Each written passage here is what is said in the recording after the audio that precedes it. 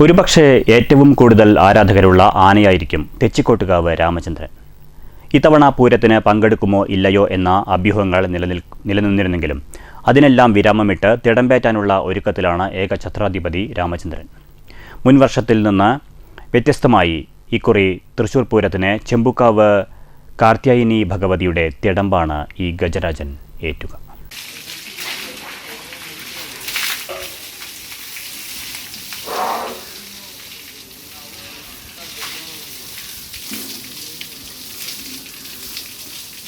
ഉയർന്ന മസ്തകം, കൊഴുത്തുരുണ്ട ഉടൽ, ഉറച്ച കാലുകൾ, ആനച്ചന്തത്തിൻ്റെ പര്യായമാണ് രാമനെന്ന തെച്ചിക്കോട്ടുകാവ് രാമചന്ദ്രൻ.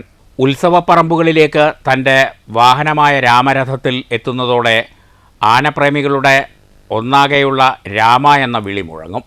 ഇത്രയധികം ആരാധകർ ഹൃദയത്തോട് ചേർത്ത് വയ്ക്കുന്ന ഒരു ആന കേരളത്തിൽ മറ്റൊന്നുണ്ടോ എന്ന കാര്യത്തിൽ സംശയമാണ്. ഉത്സവങ്ങളിൽ തിടമ്പേറ്റി തല ഉയർത്തിപ്പിടിച്ചുള്ള ആ നിൽപ്പ് കാണേണ്ട കാഴ്ച തന്നെയാണ്. ലക്ഷണമൊത്ത 18 നഖവും നിലമുട്ടുന്ന തുമ്പിക്കൈയുമെല്ലാം ഈ ഗജരാജൻ്റെ സൗന്ദര്യമുയർത്തുന്ന ഘടകങ്ങളിൽ ചിലതു മാത്രം. 1982 കേരളത്തിലെത്തിച്ച ആനയെ 84 തെച്ചിക്കോട്ടുകാവ് ദേവസ്വം വാങ്ങി രാമചന്ദ്രൻ എന്ന പേര് നൽകുന്നത്. ഇതോടെ രാമൻ പൂർണ്ണമായും തൃശ്ശൂർക്കാരനായി. കേരളത്തിന് പുറത്തുനിന്നുവരെ ആനയെ കാണാൻ ആരാധകർ എത്തുന്നുണ്ടെന്ന് തെച്ചിക്കോട്ടുകാവ് ദേവസ്വം പ്രസിഡന്റ് ബിനോയ് പറയുന്നു. പേരാമംഗലം എന്നല്ലാട്ടോ ഇതിൻ്റെ കേരളത്തിൻ്റെ വിവിധ ഭാഗങ്ങളിലുള്ള ആളുകളുണ്ട്. ഇതിപ്പോൾ തിരുവനന്തപുരത്ത് നിന്ന് വരുന്ന ആൾക്കാരുണ്ട്, കൊല്ലത്ത് നിന്ന് വരുന്ന ആൾക്കാരുണ്ട്, പല ആൾക്കാരുണ്ട്. ആനയുടെ കൂടുതൽ സ്ഥിരം പരിപാടിക്ക് വരുന്ന ആൾക്കാരുണ്ട്. പേരാമംഗലത്താർ മാത്രമല്ല, പുറമെന്നുള്ള ആൾക്കാരുണ്ട്. അതിന് ഇതിൻ്റെ സ്നേഹിക്കുന്നതിന് മറ്റേ അതിർവരമ്പുകളില്ലാന്ന് മനസ്സിലായി. ഇന്നലെ ഇപ്പോൾ നിങ്ങൾ വന്നു കഴിഞ്ഞാൽ കാണാമായിരുന്നു, ഒരു ട്രിച്ചിയിൽ നിന്നൊരു പയ്യൻ വന്നിരുന്നു. അവനൊരു ജോത്സ്യനാണ്. അവനിപ്പോൾ നാളെ ഒരു റീൽസിലൊക്കെ കാണാം 2 പക്കറ്റ് ജിലേബിയൊക്കെ കൊണ്ട് കൊടുത്തു പോകുന്നത്. ഇന്നലെ വന്ന് ആനനെ പൂജയൊക്കെ ചെയ്ത് പാപ്പന്മാർക്ക് ഡ്രസ്സുകളൊക്കെ കൊടുത്ത് വഴിപാട് അമ്പലത്തിൽ ചെയ്തവൻ പോയി.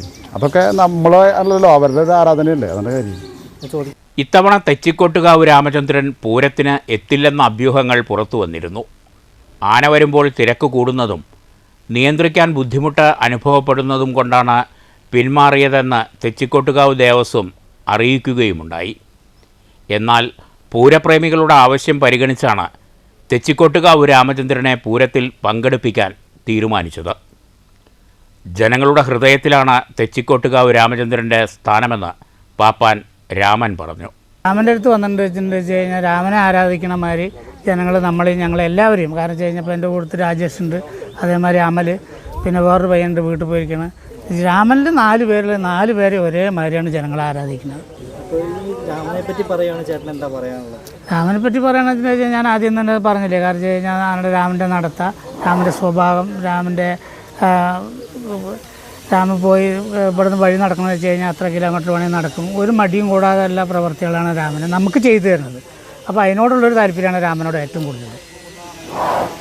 ആനകളെ നോക്കുമ്പോൾ പ്രത്യേകിച്ച് രാമൻ നോക്കുമ്പോൾ ശ്രദ്ധിക്കേണ്ട കാര്യങ്ങൾ മറ്റുള്ള ആനകളുടെ അടുത്ത് ശ്രദ്ധിക്കണം. ആന എന്ന് പറഞ്ഞാൽ കാട്ടുമൃഗമാണ്, അതിനെ എപ്പോഴും ശ്രദ്ധിച്ചുകൊണ്ടേയിരിക്കണം. അത് ഒരു ഉപദ്രവമില്ലാത്ത ആനയാണെങ്കിലും ഉപദ്രവിക്കുന്ന ആനയാണെങ്കിലും ആന എന്നുള്ളൊരു സാധനത്തിന് നമ്മൾ ആനയാണെന്നുള്ളൊരു ചിന്തയിൽ എപ്പോഴും ശ്രദ്ധിച്ചുകൊണ്ടേ നിൽക്കണം. 5 വർഷം തൃശ്ശൂർ പൂരത്തിനായി തെക്കേ ഗോപുരനട തുറന്നിടാൻ തെച്ചിക്കോട്ടുകാവ് രാമചന്ദ്രൻ എത്തിയിരുന്നു. ഇനിയുള്ള ദിവസങ്ങളിൽ കേരളമൊട്ടാകെയുള്ള ആനപ്രേമികൾ കാത്തിരിപ്പിലാണ് തിടമ്പേറ്റി വരുന്ന രാമനെ കാണാൻ. News bureau, Thrissur.